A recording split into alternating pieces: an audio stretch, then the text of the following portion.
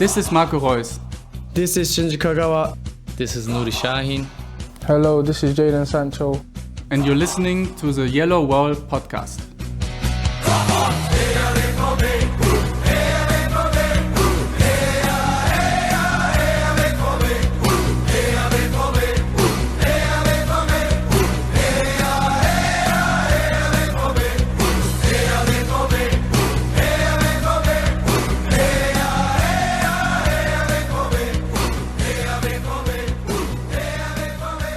Hello and welcome to episode 435 of the Yellowwallpod. I'm your host Stefan Butzko, and today we will talk about Borussia Dortmund beating Eintracht Frankfurt thanks to Gregor Kobel and incompetent referees.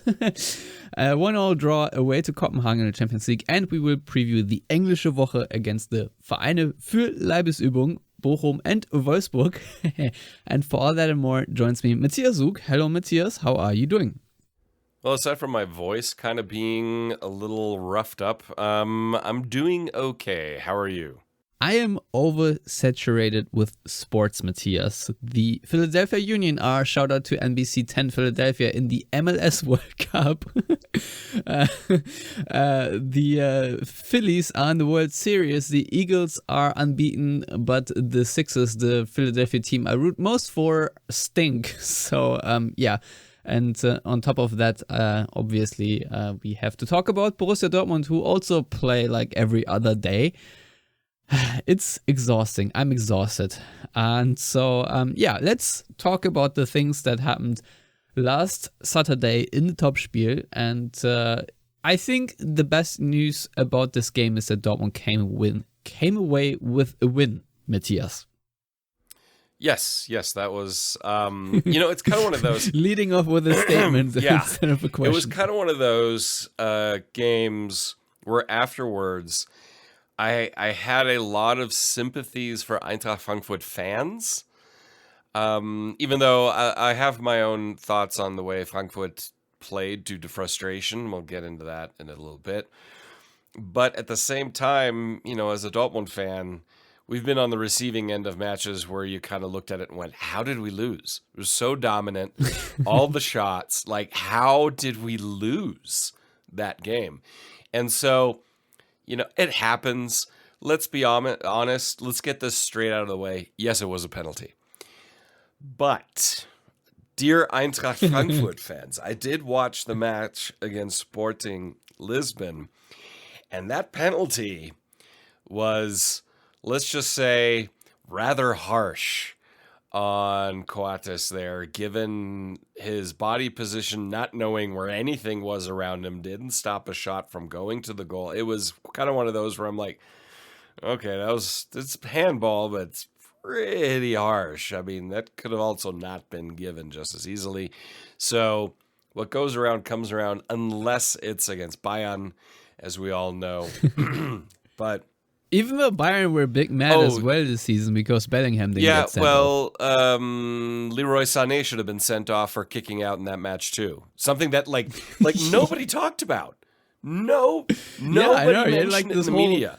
And they're like he looked like a gymnast almost trying to kick there. The thing is, what Bellingham did was total getting off the Autobahn here all of a sudden. But what Bellingham did was an accident. What Sané did was malicious. 100% malicious. Also, Bellingham's first yellow card shouldn't have been a yellow card, so he never should have really been sent off. And Goretzka should have been sent off. But anyway, this isn't the Bayern always get lucky podcast. This is... but it is, though, because if we talk about controversial refereeing decisions, and obviously, you can tell that Eintracht Frankfurt are a big club. Let's put it from this angle, because if this happens to Leipzig or Leverkusen and so on and so forth, who gives a fuck? Nobody cares. But I had people threatening me in my DMs, even though the entire time I was also saying, yeah, that is a clear penalty. How can it not be? Because it was. And nevertheless, I had people in my DMs saying, you better make sure we don't meet each other in person, something along those lines. And I'm like, okay. Yeah. Here's the block. But nevertheless. Let's just get this out of the way. I've been to plenty of Eintracht Frankfurt matches, having lived in Frankfurt, when they played in the Zweite Bundesliga.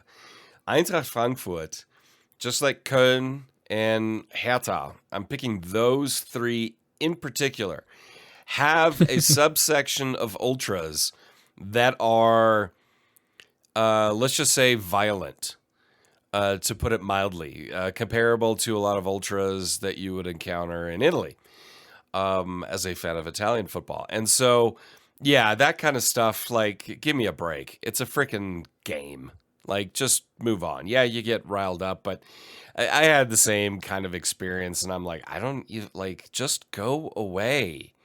Just go away. So anyway, I just had to interject there and say, anybody who threatens or commits violence in the name of a fucking game is a piece of shit and should not have anything to do with the sport, which is unfortunately all too often tainted by this type of fan behavior. So anyway. I mean, that being said, there are also a lot of violent Dortmund fans. Yes, I know, but when I look at complete knuckleheads. I know, but when I look at specifically Köln, Hertha, and Frankfurt in the last few seasons or last few years, I just have pictures of pitch invasions. You can even look at fans at Schalke who got on the pitch and took captain's armbands off of players. I'm sorry, there's just no excuse for that type of behavior. In any shape or form. And yes, Dortmund have that element too, but it seems to be more suppressed, let's put it that way, than some other clubs. Frankfurt, this isn't the first time. Yeah, no. Although I must say Frankfurt have been worse a decade ago than they are currently, to be fair. And, what I like about Frankfurt in general is that they have this massive energy, this massive momentum, not only of their Europa League win, but just in general. There's a lot of hype in this club right now. It is just very nice to see that a team manages to, come basically from the midfield or even lower of the Bundesliga, because when Dortmund won a championship in 2010, 2011, Frankfurt had a banner unfurled, Deutscher Randalemeister, which basically translates to the German champions of, turmoil or hooliganism, really. Or hooliganism or whatever you want to call it. And and obviously that was also the game where Frankfurt got relegated simultaneously. So to see them back a decade plus now, a Champions League team that actually progresses out of their group on first try, which is not easy, and having a team this way put together, I think deserves a lot of respect, because they're actually on merit, unlike so many other teams in the Bundesliga that have their sugar daddies that pump millions of euros into their teams. And so I'm just really, really glad to have maybe even a rival for the Champions League spots in Frankfurt, because what we can take away from this game, but also in general, is that right now I would say that Eintracht Frankfurt are a better team than Borussia Dortmund. And I don't say this lightly. I just have a lot of respect to how Eintracht Frankfurt operate. I don't think that Dortmund have an answer to a player called Randa Kolo Muani. I think he is one of the best signings period for the transfer. I think Mario Götze showed that he still can ball, and he didn't do many spectacular things, but he did a lot of little really good things in this game. And obviously we'll talk about the Özcan situation in a little bit, where Mario Götze should have arguably scored. Frankfurt also have some players developing in a very good way. Sebastian Rode is a much better player than he was even 3 seasons ago. Daichi Kamada is a much better player. And Jesper Lindström, I think, has made the biggest jump, because in his first year for Frankfurt, he looked very useless and clueless, but by now he's much better. And of course, I would say goalkeeper and the back three with Jakic, Ndika, and Tuta is also pretty good. Now, the only, I would say, issue that Frankfurt maybe have is their fullbacks, because I don't rate Luca Pellegrini that much. And Ibimbe is very fast, but he also has his frailties, let's say. But I think overall, the first 11 of Eintracht Frankfurt right now is a better team than Dortmund's first 11, and as the sum of its parts, if that makes sense, because individually Dortmund still have a lot of players that are better, but I think right now Frankfurt have more cohesion, have more automatisms, are a better coached team, and just have more chemistry. And I think this was evident in this game, watching how Frankfurt managed to dominate Dortmund for large stretches of the game. And what was interesting is that in the first 15 minutes or so, Frankfurt were very timid, almost cautious, which surprised me because they allowed Dortmund to play the ball around their back for very long times. But eventually this game, I would say, unfolded into chaos. And because Frankfurt became a little bit more aggressive. And I was actually surprised that Dortmund were the team to capitalize first on that. Not least because of Daniel Mahlen actually playing a very nice assist for Julian Brandt, who then has a good first touch and finish. And, for Dortmund taking the lead, I think was worth $1 million, if not more, because otherwise, if Dortmund go behind against Frankfurt, I don't think they're coming back. But this way, I'm very pleased with the run of play. And obviously, it was almost a bit unfortunate that Daichi Kamada managed to equalize. Obviously, defensively, Dortmund weren't doing too well defending that goal, but the clearance of Mats Hummels was a little bit wayward, who otherwise, once again, probably one of the best players on the Dortmund team. But what is interesting, of course, Jude Bellingham scoring in the 52nd minute. And, another great goal, a lot of composure, amazing assist by Moukoko. But in between Dortmund's goals and, I think after the Bellingham goal, Frankfurt had all kinds of chances until up the 60th, 70th minute or so, until they finally got sort of tired and can continue where they, left off, basically. But overall, Matthias, I think Frankfurt probably deserved this win and probably should have had a penalty, and Adeyemi should have been sent off. But in the same way, we can say that I think it was Pellegrini who also should have been sent off for elbowing Adeyemi twice in the face. Oh, and the second time was a lot worse than the first time. Because the second time was definitely intentional. The first time, I think, it was just kind of I'm creating space for myself kind of a situation that we see and that does get booked. But the second time, I don't think that was... I'm not going to give him the benefit of the doubt for the second one. Well, the funny thing is, it was basically the same decision that, who was it, Aitekin had in the Bayern game against Bellingham, where the second one was much more egregious, but he let him live in order to keep the integrity of the game, if you will, because otherwise this would have easily decided the contest. And obviously Dortmund can be thankful, because after the elbow, Julian Brandt scored like 10 or 15 seconds later. So it was advantage Dortmund instead of taking a player off. And I think, it would have really altered the way this would have been played had Frankfurt been down to 10 after the 20th minute, and not forget that they had to play, I think it was Tottenham midweek, or no, it was Marseille, right? So very tiring minutes also in Frankfurt's legs, and they also had to play on Wednesday instead of Tuesday, so they had one day fewer to recover. So, if you factor all these things in, and if you look at how tired Frankfurt were in the last 20 minutes or so, this game would have been more decided for Dortmund than just with the 1-0 for Julian Brandt, is all I'm saying. But, but what are your thoughts on this game before I just blabber on for a million minutes? Oh, no worries. My thoughts on the game, yes. Frankfurt were, I'd say, for 60, 70 minutes, the better team. I agree with you that the way it started, I thought Dortmund were going to run over them because they were so, like you said, timid. Like, it wasn't really their style. And then as the game became chaotic and chippy and dirty, that leaned into Frankfurt's strengths and Dortmund's weaknesses. We also can't forget, Dortmund's side that was on the pitch. You have players like Adeyemi. I've got my thoughts on him in a minute. And, that leans more into a team like Frankfurt than a team like Dortmund in that moment. I mean, Frankfurt have controlled aggression, which, if you look at Dortmund's side, you get someone out there like Emre Can, he just has aggression. There's no controlled aggression. Salihamidzic, I think, has more of a control in it, though he leans a little heavier also towards the lack thereof. I think Sebastian Rode is interesting to see his development.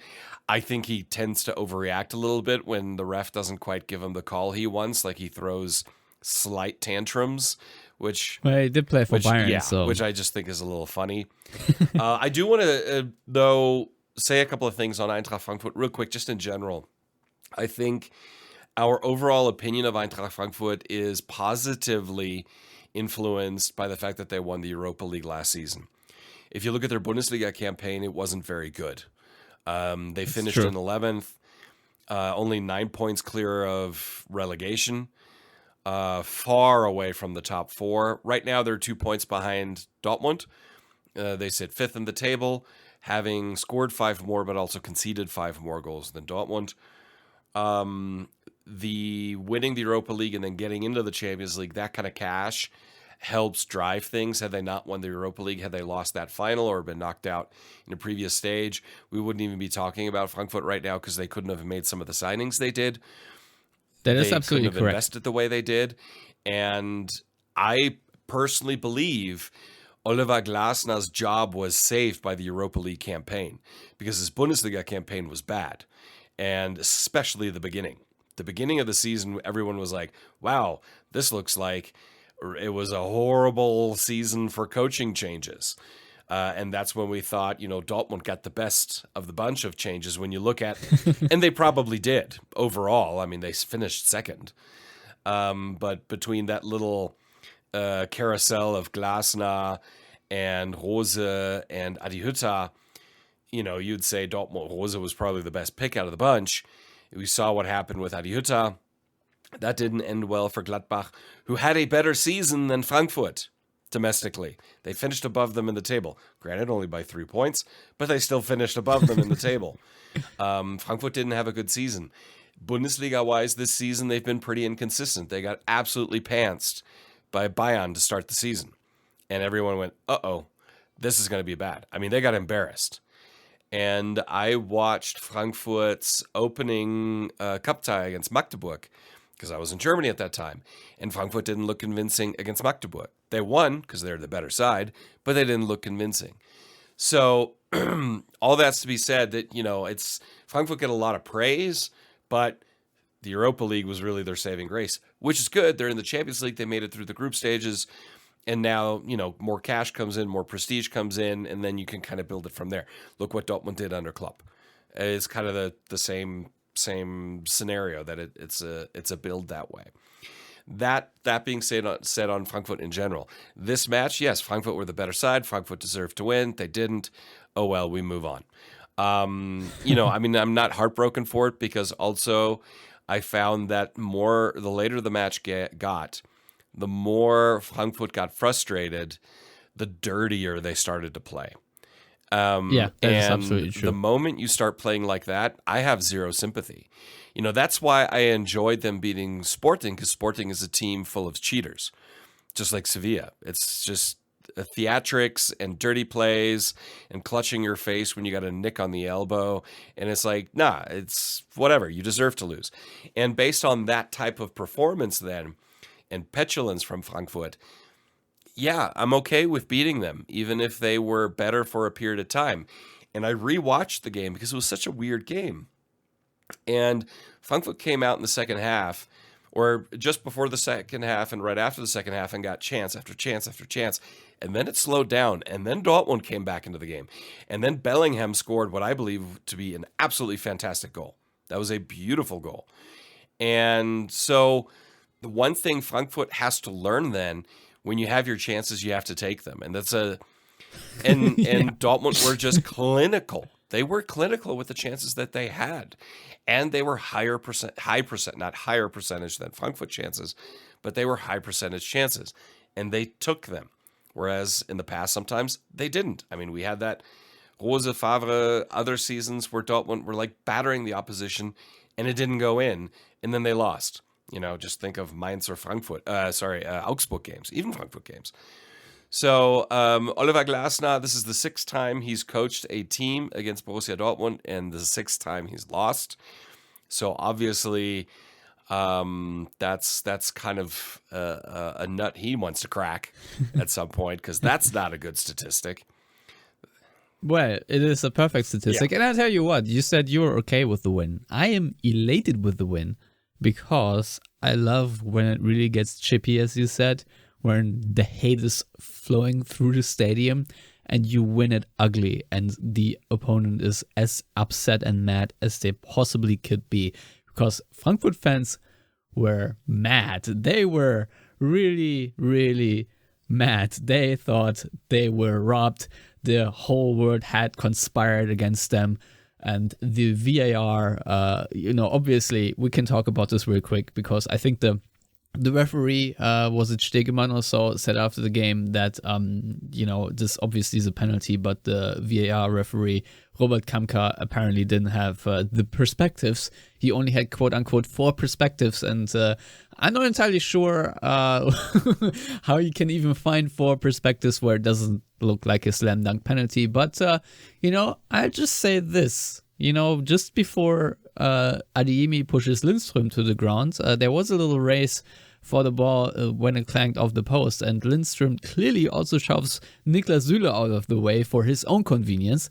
So not to say there wasn't a penalty by Adeyemi, but it was still a shove, But on top of that, as I said, it got hectic, it got difficult for Dortmund, it got very dirty, and they didn't fucking quit. And that is something that I loved about Borussia Dortmund in this game in particular, because how many times, if it got a little bit more chippy, if the stands got rowdy and, there was trouble and players shoving each other around, how many times have Dortmund folded after that and somehow conceded? But instead, Dortmund did not. We actually had a nice tag team with Jude Bellingham and Gio Reyna.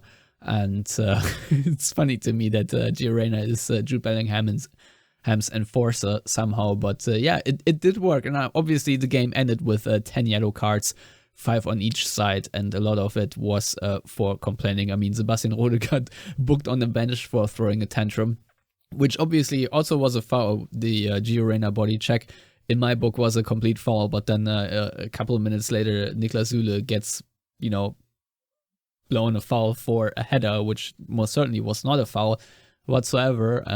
Refereeing, I think the referee overall had just lost the plot overall in general. And Kevin Trapp also doesn't need to be in this throng of shoving around players. But nevertheless, I just love that Dortmund managed to pull through there. And I also think that the 60-minute subs did help Dortmund to shut down the Frankfurt floodgate of chances. Obviously, Modest came on for Coco, which didn't really help things, but Emre Can came on for Julian Brandt, and Reyna came on for Malen.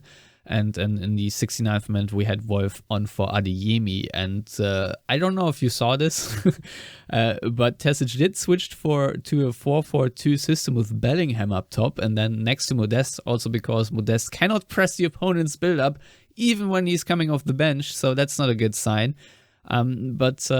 Obviously we had some Jude Bellingham heroics in like the 93rd, 94th minute, just running around tirelessly between the Frankfurt build-up players, even though he never got the ball. But, I just appreciate the hustle. There's just no quit in this kid. But, then you had a double pivot with Emre Can and Özcan for a longer while, and defensive liabilities. Daniel Malen was subbed off, and to some extent Adeyemi, even though I must say I think Adeyemi's defensive contributions are worlds better than what Daniel Malen is showing.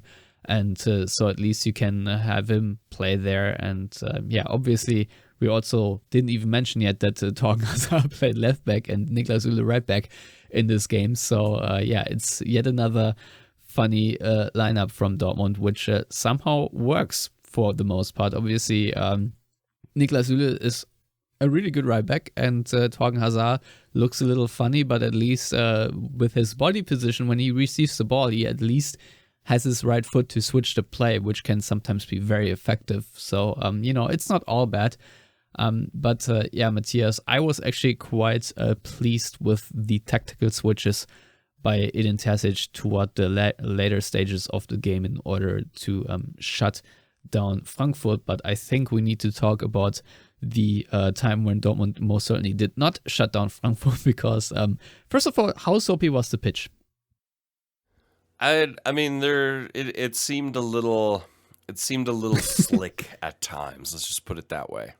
Yeah, and then, Özcan loses possession and to Mario Götze of all players, as the last man, not really good, and Gregor Kobel, a massive save. And then we watch the replay of that, and the replay ends because Nico Schlotterbeck lost the ball in build-up, and then you have Lindström free on Kobel, who then, instead of just squaring it to Kolomoani in the middle, he just tries to score himself, and Kobel once again shoots. I don't even recall all the other chances that Frankfurt had. Maybe since you actually rewatched the game, can talk me through it a little bit more, but those were the most two egregious ones because Dortmund basically just gave them away. And this is obviously a big worry for Dortmund if this keeps happening. But if you have any other chances of Frankfurt where poor defending needs to be mentioned, Matthias, notwithstanding the situation which should have resulted in a penalty, go ahead and please end with praising Gregor Kobel into high heavens. No, I mean, those were the two egregious ones also because they were just, it's not like a bonehead play out of the back. It was kind of one of those, you lost your footing in the worst possible time. And, with Salih Özcan, I'm not too worried. He's very stable on the ball. Nico Schlotterbeck, we've kind of talked about that occasionally. He gets a little light-footed there. But that's okay. That'll come with age. He's still, for a central defender, he's basically a child, given their maturity progress. When you look at Mats Hummels, who's arguably having one of his best seasons performance-wise right now, and he's literally never been older. So cunning observation there. Yeah, that's me. It's only the best analysis here. Even though he's younger than he is now. No, it's Gregor Kobel did fantastic, and he did it, and he also had some really good saves against Copenhagen, which we'll of course talk about as well. So it's great to have him back. I'm gonna go out on a limb here and say if Maya would have been in goal, Dortmund definitely would have lost that game. Kobel, and the thing is with Kobel, he makes it look easy. And I guess that's like one of those traits that you look at someone, and I'm not comparing him just yet, but if you look at someone like Manuel Neuer, even the most extreme saves, he just makes it look so casual. Like, oh yeah, I just saved that, whatevs. And Kobel isn't quite as refined as Neuer yet, because Kobel is also just a baby when it comes to the development age-wise of keepers. Because I think even Buffon is still playing, and he's as old as I am. Jesus Christ. Okay, I'm not that old for regular people. Buffon is 60. But for professional footballers, let's just say mid-40s is a little out there. But apparently not for NFL quarterbacks. Be that as it may. Divorce makes you younger, yeah, I true, don't know. true, apparently. I wouldn't know, thankfully, because I don't have that kind of money. But Kobel, I'm so happy he's in there. I was a little concerned at halftime at Copenhagen when he didn't start, but Terzic says, yeah, no worries, he'll be fine. So he just makes the team better because he's really, really good at his job. And it's amazing what that can do. I am with you. I have changed my opinion from a few weeks ago when I said, Hummels and Schlotterbeck, and you said, I think Hummels and Süle is the better center back pairing. I am with you on that. What I do find interesting is that both of us name Hummels as the one that I definitely always want to have in the lineup. as far as Nothing I would have particularly guessed at the I beginning also of wouldn't the have guessed season, if Union I'm honest. Berlin at top of the Bundesliga after 12 match days, especially playing majority of the time the kind of football they do, which I love. But, Süle has impressed me at right back because, listen, it's not his fault that he's the big a kid as he is, all right? He's a big dude. And when big guys run, it just doesn't look as elegant as, say, Achraf Hakimi when he runs, or even Torgan Hazard, or even Marius Wolf, who's more a sprinter also in build. But Süle's got some wheels, more than I thought he would. His positioning is obviously very, very good overall.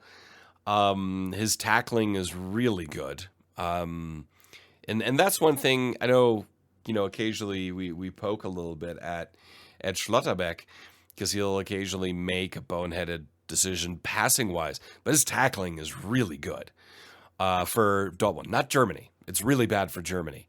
But it's really good for Dortmund. And obviously... Well, I mean, what we need to say about Schlotterbeck's tackling, though, sometimes it needs to be very good because he needs to recover after reading the play too late. Konstantin said it recently on the show, saying that, he needs to be quicker with his mind so he doesn't have to be as quick with his feet, essentially. And I agree. Sometimes he just gets...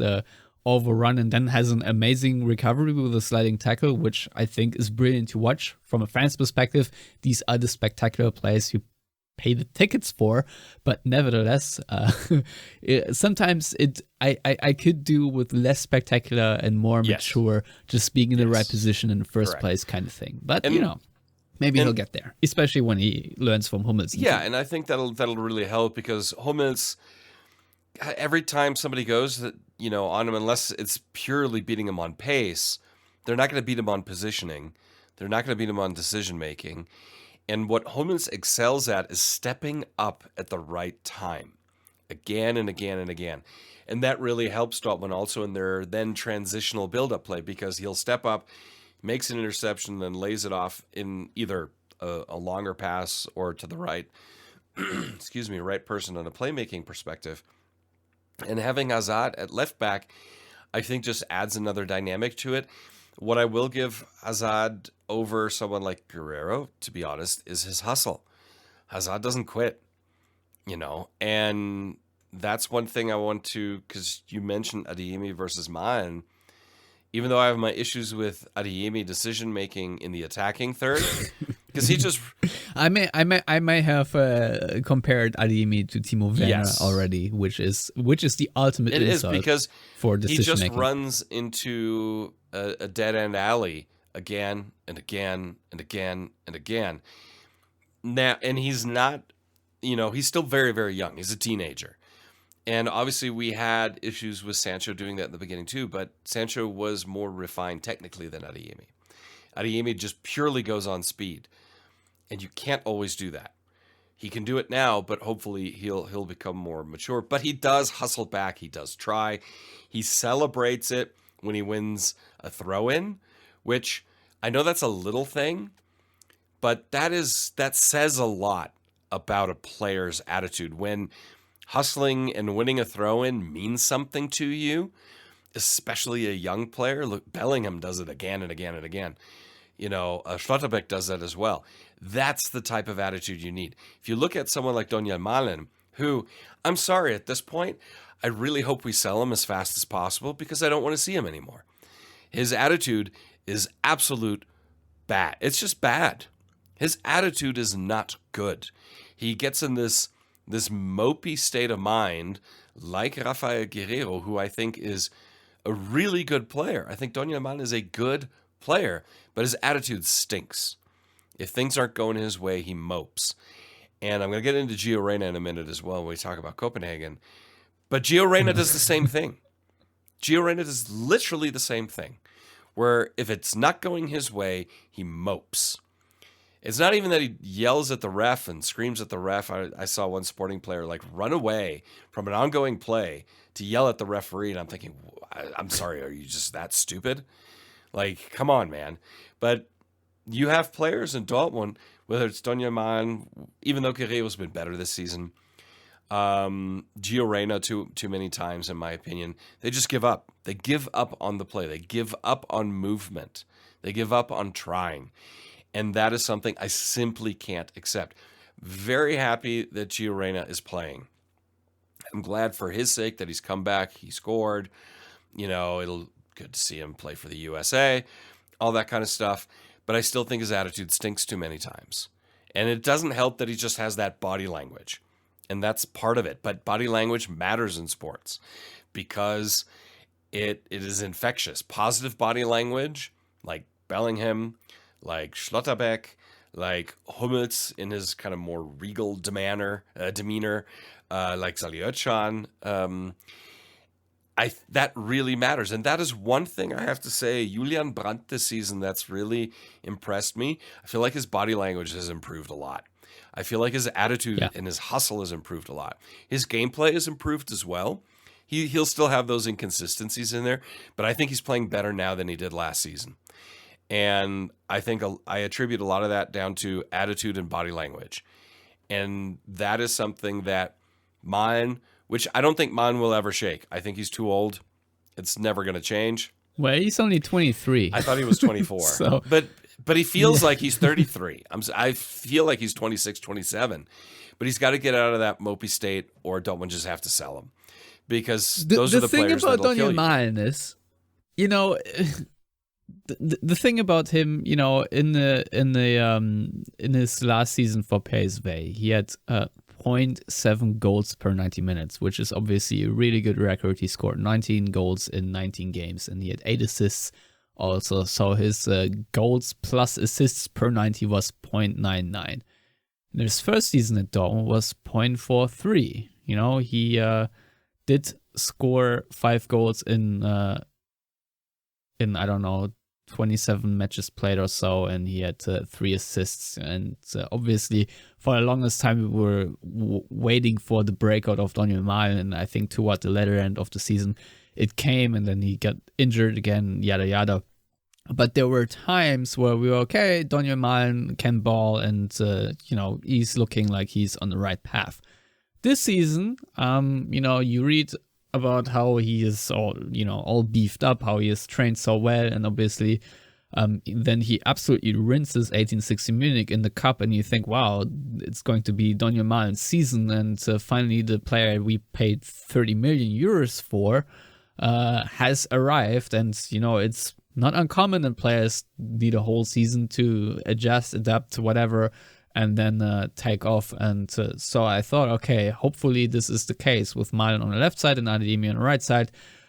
We should have a very pacey and an intriguing attack, and it also makes sense for them to play with Sebastian Aller, because both are more false nines than they are wingers, even though we're playing them on the wing, and this is a whole nother rant I could go into. But what happens now, Donyell Malen has 0 goals in Champions League and Bundesliga. He has 1 precious assist against Eintracht Frankfurt, and his goals and assists per 90, I think in the domestic in the Bundesliga is 0.19. And I want to just ask, where are the other 0.80? Where is that? Because I feel like we should have that by now. And what's even more annoying, and you talked about body language and whatnot, but basically Donyell Malen right now is the seagulls in Finding Nemo, just shouting mine, mine, mine all the time, because just for once in your life, pass it to the open striker, even if it is Anthony Modeste. You do not have to take every shot your freaking self. And it was funny that against Copenhagen, I was just gonna say that the one time Adeyemi broke through, dusts his opponent because he has more speed than anybody, squares it off to Anthony Modeste, and who pops in from the outside of the screen to just shoot the ball into Nirvana. I sadly do not know the rivers around Copenhagen to make a funny joke about that, but nevertheless... You're just shooting it into the ocean. I was just there. Yeah, just shooting into the Baltic Sea or whatever. It is mind-numbing. How are you this bad? How are you this selfish? It is a team sport, and I know you want to break your duck, and I understand that you're frustrated with yourself, but maybe, just maybe, play the ball to the better positioned teammate. At least if it's just 50% of the time you have a chance, it helps. I mean, it did help against Frankfurt. Why can't you learn from that? No, he has to take every shot, and every shot is obviously not on target. So please, for the love of God, shoot the ball either into the net if you get the chance, which oftentimes you're not in the good position to do that, even though we all know you have a good snapshot, fine. But nevertheless, just there's a striker who is desperate for a goal, who has had terrible headlines, and you could make his day by just finding him in open positions. And for the millionth time, and I think it was the most egregious in the game against Cologne, Daniel Malen tries to be the hero and play hero ball by himself, and I am so annoyed. I do not want to see it anymore, and that comes on top of the lack of hustle, the arriving in Dortmund with the I don't even know what they're doing there in their scouting department. How do you sign a guy who then comes to Dortmund and does not know how to defend, not know how to press anything? They basically had to teach the whole of ball movement to Daniel Malen, and it's still lacking. It's still a far cry. So on top of that all, you have the shitty attitude, you have the you know, pouty face and all that. It is just a negativity flurry, and I don't know if Daniel Malen can get out of this. And you said sell him at the first possible moment, and right now I have to agree with you, even though it is football, and we all know that with a blink of an eye, everything could possibly change for the positive, and Daniel Malen is a much better player all of a sudden that really, really plays with swag and scores goals. That can obviously still happen, but right now I do not see it, and I'm just frustrated that Dortmund have spent 30 million euros on this guy, because I have to hear to Watzke, listen to Watzke and Sorg and whatnot about Bayern's bigger funds and whatnot. But the problem is Dortmund, the precious resources they have, they waste on talents like Daniel Malen or Nico Schulz or Emre Can, etc., etc. And then we sit here and have to watch teams like Eintracht Frankfurt dominate with players they signed from Nantes for free. You know, just, I don't know. A lot of ranting here, Matthias, but I'm just very frustrated at the state of this team right now, because it could be so much better given the resources that Dortmund have. But there are a few things. One, I thought Anthony Modeste was literally going to strangle him to death in Copenhagen. I thought it was like, oh, he should have. So Malen's not making it home. But there was a situation. If he arrives in a body bag, so it is. But there was a situation in that yeah. match, first half, where Malen squared it perfectly, where there should be a striker, and there was nobody. There was no, and Malen even looked like, where the fuck is everybody? Like, am I alone here? So the dysfunction on this team. So maybe in amazing. that moment, it can happen. When Dortmund bought Malen, was that during when Roger Schmidt was coaching Eindhoven? I think so, yeah. I'm not entirely sure, but you would think then he'd know how to press, because he Roger doesn't. Schmidt, He Roger still Schmidt's doesn't. kind of a pressing guy. Which, by the way, that's a coach. Well, but maybe this is the line of thinking going on in Dortmund, which is just far too simplistic. No, I mean, Roger Schmidt is a pressing guy, so every player that plays there must know how to press. No. Aside from that, I mean, Roger Schmidt, I think a lot of people in Germany owe him an apology, because he's doing a great job. Just by the by. But with Donny Malen, when he brought him in, I mean, it was clicking. It was clicking, but he also had Holland centrally. You had Royce in the team. Here's the biggest deficit you have for Dortmund right now. Now, obviously, you can't foresee all of your fullbacks always being injured all the time, no matter what their names are. Because no team in the world buys 3 deep at the fullback position, quality-wise. But honestly, I'm not really worried about that because I feel like, people like Marius Wolf have actually done a really good job. Süle has done a good job. Now, Azad being at left back, he played left wing back a few times when Favre was there. He did okay. He may have even done so for Rose. But the problem is when you have Azad deep and you are missing Mahmoud Dahoud, you're missing Marco Reus, you have Hazard deep, you're missing creativity. That is Dortmund's biggest issue right now. And also you saw it. You saw it in Copenhagen. The moment Brandt came on, it was a different Dortmund because you had a creative player. Dortmund are lacking a creative player. People like Daniel Mahlen, Adeyemi, Bellingham isn't a creative playmaker. That's not his role. All of these players, your striker, they all feed off the need of creativity. Salihochan isn't a creative player. That's not his job.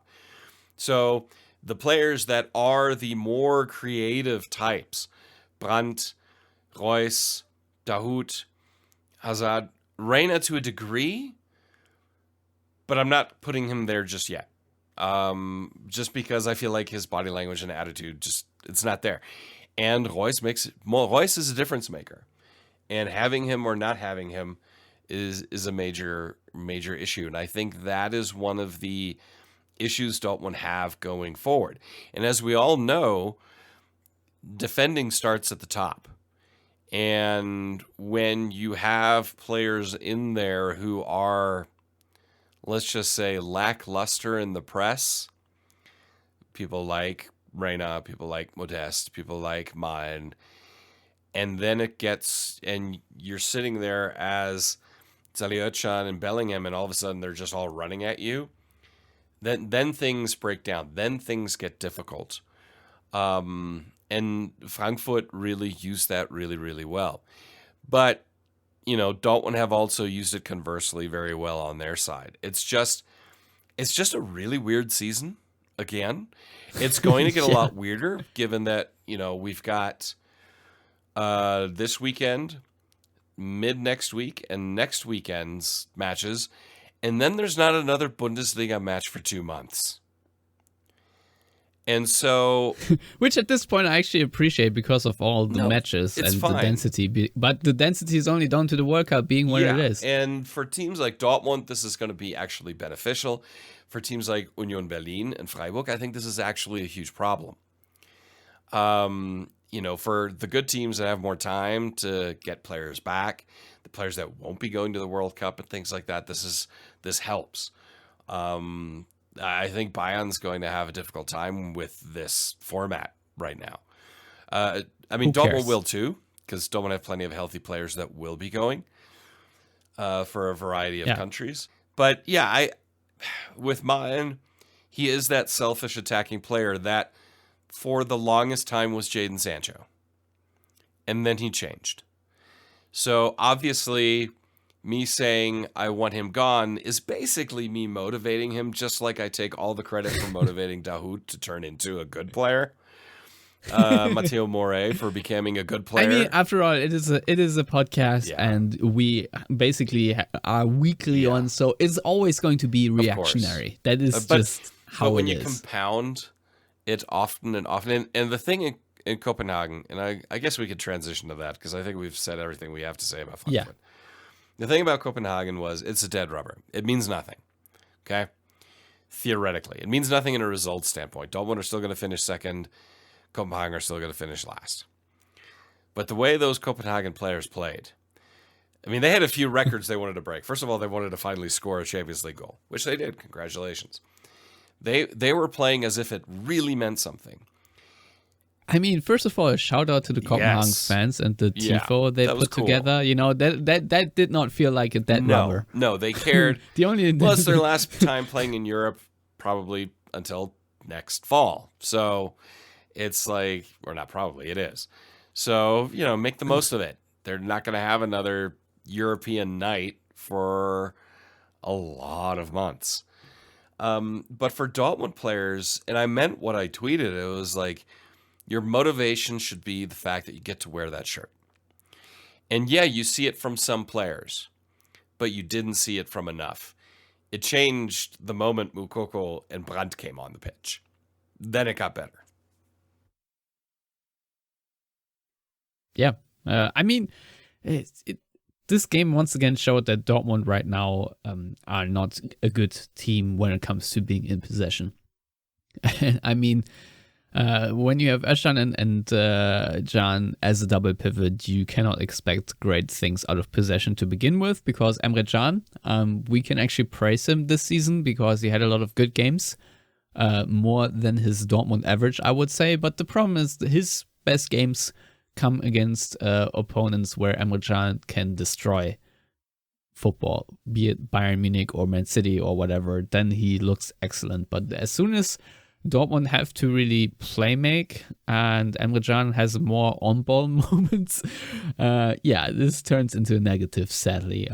I've seen someone say, basically we need to sign another guy like Charlie Özcan, but make him a better footballer at the same time. And I'm like, this is what Emre Can was supposed to be, and he is paid that kind of money right now, but he is sadly worse than Özcan, not better, which is our detriment right now. But also I think we've already talked about our attacking format, and we cannot end the Copenhagen segment to give a shout out to Felix Passlack, because this was probably his last Champions League game of his career, because he obviously bemoaned that he is not getting playing time in Dortmund, and he will probably move away. And when that happens, I'm very confident it's not going to be to a team that plays regular Champions League football. So, he did get an assist, and he did hustle a lot. Now, obviously, I would recommend to everybody to listen to the Yellowwallpod on 1.5 speed and not on 1 speed. That when I edit it, I have to listen it faster, because otherwise, I'm still German. I do speak English, but I think I talk too slowly. So you can speed it up. But it was basically Copenhagen playing on 1.5 speed versus Dortmund playing 0.75 speed. It felt like, because Copenhagen were just sprinting and running collectively the entire time, and Dortmund simply were not. And on top of that, I think that Dortmund also played with a bit more liberty, let's say a bit more risk than they usually would do, and especially Mats Hummels. He moved forward way more often than he should. He did not have the discipline that he shows in games that are not that rubbers. And so I think when Copenhagen scored the goal, it was also him just careening forward with reckless abandon, and that opened up Dortmund. But at the same time, Gio Reyna, or at least that led to a massive chance. The actual goal was half gifted by Gio Reyna, playing a lackluster outside of the boot pass right into the path of the attacker. And obviously I called him out for it, and then I had 15 people in my mentions with American flag avatars criticizing me that Gio Reyna obviously is not wrong at all, but the defense was ill-positioned, sure. I'm an American. I've got an American flag. Yeah. Gio Reyna can fuck right off. That was on him. I watched it in replay, and I rewatched it again at full speed. How did you like his shrug He or just pouting or didn't whatever give a was going? shit.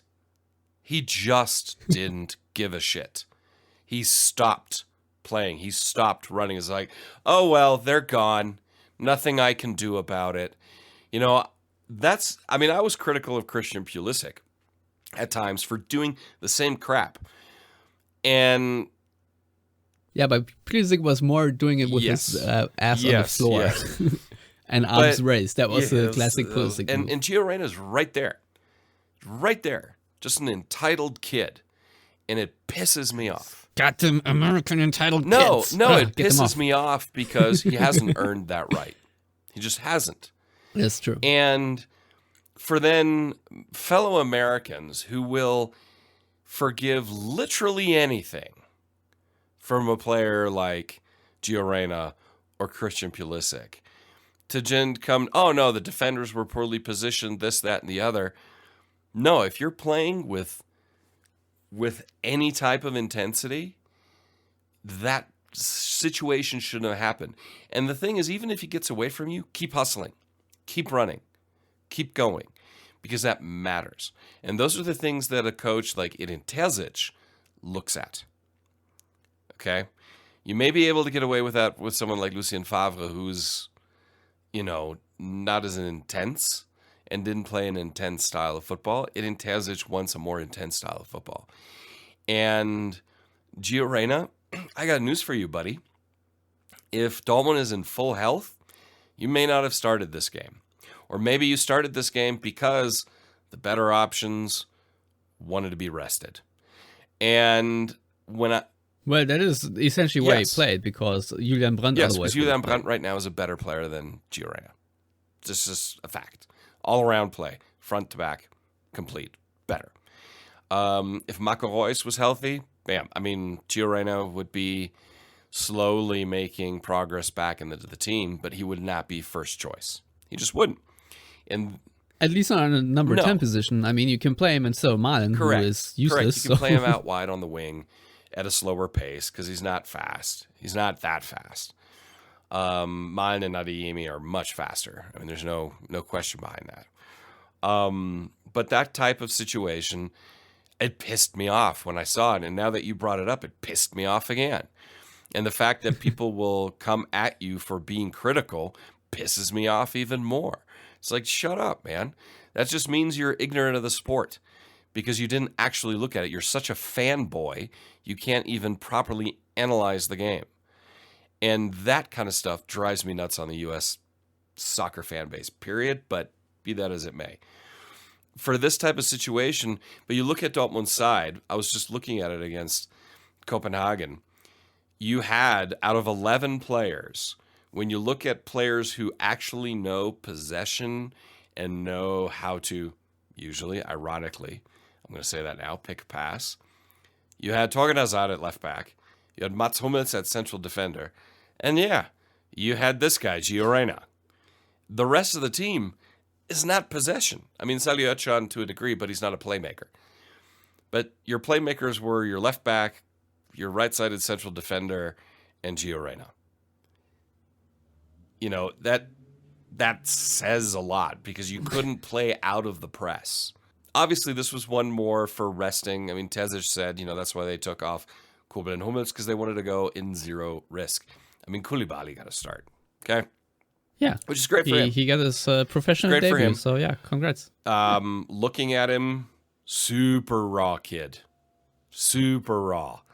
But that's fine. He reminds me a little bit of Dan Axel Zagadou, just kind of, because he's a big kid, and he's a kid, and just, it looks like he's going slowly, but he may be going fast. It's kind of like the Zula thing. He may be fast, but he looks like he's slow because he's so big.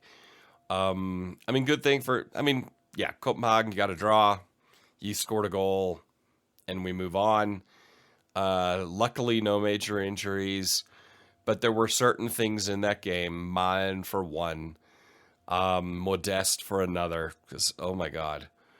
When Modeste did get that pass, I don't know from who it was. Was it Gio Reyna? Yeah. I forgot, but he had one chance close toward the end where he just fluffed it. And usually he had already beaten his defender, but his first touch and his pace took him in behind the defender again, so that he had to shoot it much sooner than he needed to. Yeah, no, Modeste has been a disappointment. I expected much more from him, and he hasn't delivered. Part of that is down to he hasn't gotten the delivery. It's okay, we can't completely ignore that. He's the type of striker that needs delivery. He's not the type of striker that's going to basically create his own delivery. He's not Haaland. He's not Lewandowski. He's not even Moukoko. Moukoko is that kind of guy. But then, unfortunately, Moukoko misses up front. Yeah. So, Matthias, here are two pools that you can choose from. If you wanted to choose your round of 16 opponent, you have Pot A, Napoli, Porto, Benfica, Chelsea, Tottenham, Real Madrid. And Pot B, you have Liverpool, PSG, Bruges, Inter, and Milan. Out of those two pots, which one would you pick? Because those are the quote-unquote available pods to Dortmund. The first one I read is obviously the potential teams Dortmund can actually draw, and the other ones are Dortmund that they could have drawn had they finished first in their group. Well, again, Napoli, Porto, Benfica, Chelsea, Tottenham, and Real Madrid are the teams that Dortmund can draw. And the teams that Dortmund avoid by finishing second definitely are Liverpool, PSG, Bruges, Inter, Inter Milan and AC Milan. And obviously no Leipzig, no Frankfurt, and no Bayern. Yes, and also no Man City because same group. Correct. So of those, oh God, I know what's going to happen. It's going to be Tottenham, isn't it? Maybe, I don't know. I mean,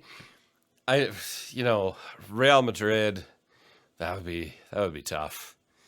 Napoli, that would be an embarrassment. Benfica, I think Dortmund would lose to because of the style that they play with Roger Schmidt. They would make Dortmund's life miserable. But it could be a super entertaining match, actually. So I'm not here for entertainment. I'm here for progression. All of them are going to be tough. Yeah, well, it's I would Champions say, League. I have news for you. See, oh God, I can't believe I'm going to say this, but probably Tottenham out of those because they are in a bit of a odd patch lately. They haven't had really good form in the league. They had to come from behind against Bournemouth on the weekend, but they keep coming from behind. They came from behind against Olympique Marseille in the Stade Vélodrome, which is not easy. They have the right attitude. They play soundly, and they have, of course, Dortmund's favorite Korean, Heung-min Son, and this guy called Harry Kane. Yeah. So speaking of Harry's, how is Porto doing at Chelsea? Would they be a good matchup for Dortmund? They lost to Brighton. They also play a back three. It'd be interesting to go up against Christian Pulisic. Basically what Dortmund need in an opponent is someone who is a ball-dominant team where Dortmund are not exactly the favorites. Yeah, because, they did really, really well against Manchester City twice. You could argue they were unlucky to lose. And Terzic, in his first go-around, also coached Dortmund really well against Manchester City in a more difficult time. So if you're looking at, then maybe Real Madrid, but they're just so good. And Napoli would scare me. Yeah, Napoli would just they're on a tear. pick us apart. It would be like the final aggregate would be like 9-2. It could be bad. It could be bad with Napoli. So, maybe a Chelsea, maybe a Tottenham. Because the thing with Tottenham, so obviously paying attention to Tottenham, and Bournemouth kind of did this. If they would leave the ball to Tottenham, they struggle. So, because they then kind of struggle to find a way because they don't have that central creative playmaker. They've got more destroyers. But that true creative spark, that's like Harry Kane and Heung-min Son. But they're your strikers, and that's really where that can break down. And they play a wingback system, so Dortmund could overload them on the wide areas, and their wingbacks aren't very good. That's their biggest weakness, in my opinion. So. Well, at least they have fullbacks. They do, but every team. But wide players. Dortmund could pose a serious threat to them, but obviously once Son and Kane get it and come at Dortmund's back line, it's just be tough. I just realized that we potentially could have Mahmoud Dahoud back and Jamie Bynoe-Gittens from their shoulder injuries. I'm not entirely sure how far along Moret is in his recovery. But we could have another formidable right back. I don't know how his form will be, obviously, after being out for so long. I don't have any hopes for Sebastian Aller's return. I'm not really saying, he's probably going to be back by January or so. Because if you look at his chemotherapy intervals, I don't think he's going to be back, this season, if I'm all honest. But, what do I know? I'm not really a doctor, but from what I But you hear, did stay at a Holiday Inn Express, right? right? But what I don't know what exactly that means. It was a commercial from a few years ago. A guy is standing in the ER, and they're like, "Are you a doctor?" He said, "No, but I did stay at a Holiday Inn Express last night." So just had to think of that. Okay. Yeah. Okay.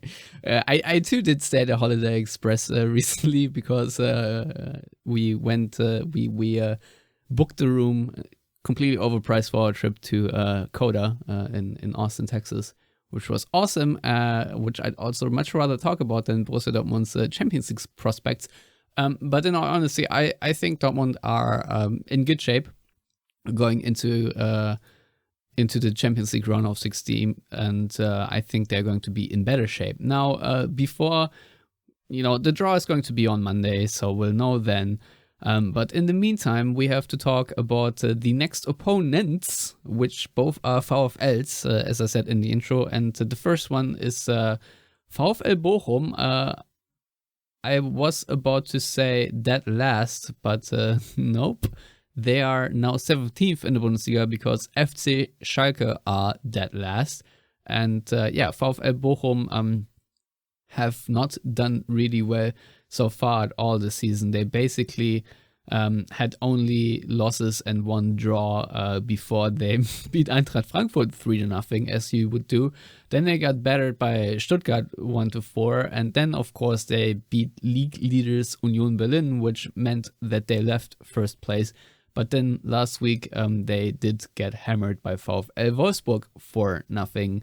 Now, obviously, we all do remember last season where in the game in Bochum, Dortmund just couldn't score a goal to save their lives. Erling Haaland wasted a million chances, and it was probably one of those games where you ask yourself, how on earth did we not win? And the other game, the return fixture, was obviously the one where a VfL Bochum saved or made sure that they would stay in the Bundesliga, but also another epic Dortmund collapse where you could see that they did not take the whatever derby you want to call it, B1 derby, Straßenbahn derby, etc., seriously whatsoever, even though I would say that there is a rivalry, and I personally really do want to beat Bochum at all costs at any time because they are our 18th home match. And so in our 17th home match against Bochum, basically, I want to see them beat also. They should not get a singular chance in the Westfalenstadion and be just boomed out of the stadium every time they come there. So, Matthias, what are we to expect? Can Edin Terzic garner a little bit more enthusiasm from his players to play against VfL Bochum than Marco Rose could? I would say so. I mean, if you look at Copenhagen was a bit flat. Frankfurt was a lucky win, but it's still a win. But not flat. But not flat. I think that carries over into Bochum, and especially because Bellingham will play. He got rested midweek. And that already changes the dynamic of the way, Brandt will play. So again, those are things that will change things. And as such, I'm not worried about the Bochum match. Yes, Bochum have now won twice in the last 6 matches. But, Thrice, because they also beat Ewelsberg in the DFB Cup. Okay, fine. Nothing. Whatever. But yeah. But they beat Union Berlin, one of the few teams to actually do it this season. One of only 2. And they beat Eintracht Frankfurt. They shithoused Union with their own medicine, yes, basically. Which I kind of enjoyed because I freaking hate the way Union Berlin, quote-unquote, plays. And they beat Eintracht Frankfurt. That being said, they got crushed by Stuttgart and crushed by Wolfsburg. So it's a team that can make life difficult for Dortmund. They're probably going to sit back. They're going to hit long balls, counter-attacking football. That's what they're going to do. Set pieces. That's what Bochum will do. If they come out and try to play, Dortmund will completely destroy them. Yeah, if they attempt to be Stuttgart, they will be crushed by Stuttgart. Yes. So it's not going to be easy, but anything less than 3 points is a disappointment. So, yeah, I mean, it's kind of one of those, it's not going to be as easy as playing against Schalke, but they're still not a very good team. And No. and quality-wise, way below the likes of Frankfurt or Copenhagen. So I would expect Dortmund to come out, kind of take this as a statement match, and put down a few goals. I don't think it's going to be 5, like against Stuttgart, but I could see Dortmund scoring 3 or 4. Well, the thing is, obviously, I think last season, if I'm not entirely mistaken, when Dortmund lost the home match against Bochum, it was pretty much also a dead rubber for Dortmund, and it showed. And this time, it is entirely different. Dortmund are only just in the Champions League ranks, and players have talked about wanting to start a series now, because obviously Dortmund's season is also very inconsistent. And I remember last season, we were all rubbing our collective hands because the final 3 match days of the Rückrunde and Hinrunde respectively, obviously, were against Bochum, Fürth, and Hertha Berlin. And Hertha at that point were also, I don't know if they were last, but they were also just crap. And, we went all into the last 3 games. And we're like, this is going to be a nice little winning streak here for us. 9 points in the bag, easily cash money. And what happened? Bochum got a 1-1 draw. Dortmund had the most.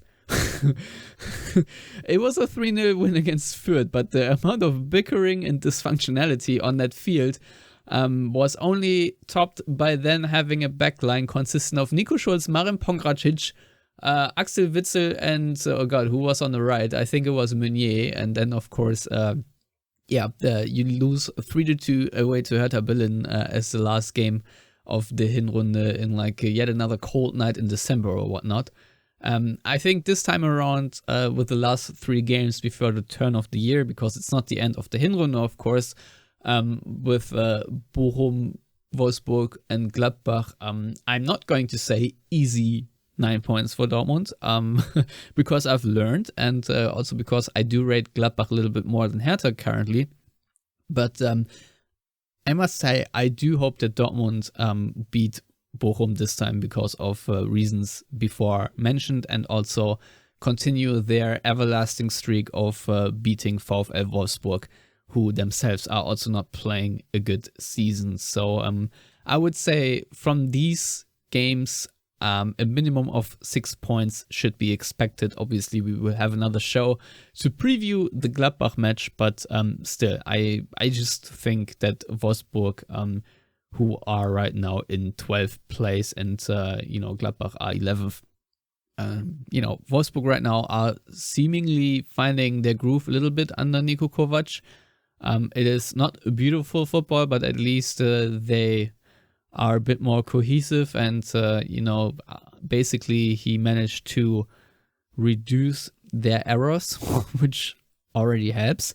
And of course, they have a lot of capable players on the team because they're backed by Volkswagen. So every time they have a problem, they just throw money at it. And so they have good individual players, but usually they do not like the overall team building to really put it all together. Hence, they're 12th right now in the Bundesliga, where they could be much higher. I don't know. I don't want to say too many things about Wolfsburg either, because we've already recorded over an hour and 10 minutes. So, Matthias, my prediction is going to be a 4-1 win against Bochum and a 2-1 win against Wolfsburg. I'm going to go with a 4-0 victory, actually, against Bochum, because a little facts of the day here from WhoScored.com is that Bochum have conceded at least 4 goals in their last 3 away matches. So, one of which was against Wolfsburg, I think. But with Wolfsburg, I think that's going to be a lot tougher. I want to win because it's Wolfsburg, and it's just one of those clubs that I've hated since the moment that Roy Prega first showed up in the Bundesliga. That was many, many years ago. And so I'm going to go Dortmund are going to win that one.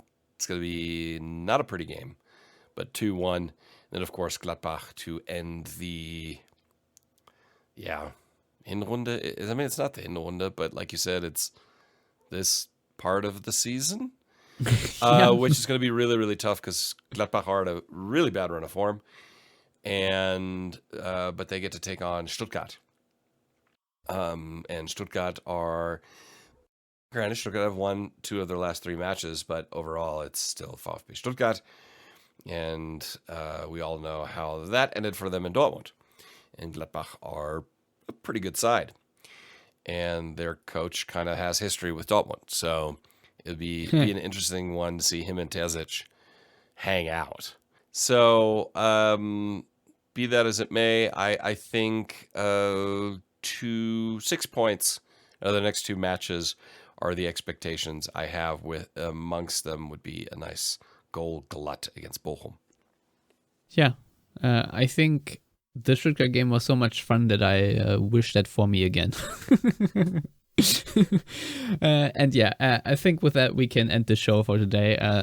If you're still listening, thank you so much for listening to our rants and our nonsense once again. Yeah, you can find us, of course, on Twitter at Yellowwallpod is our tag. But obviously, if you want to reach us personally and bemoan my Giorena criticisms, you can do that at Stefan Butzko. And if you also want to piss off Matthias, you can do that at Matthias Zug. And yeah, also a big thank you to all our patrons out there. You are the best. And yeah, with that, as always, thank you for listening and goodbye.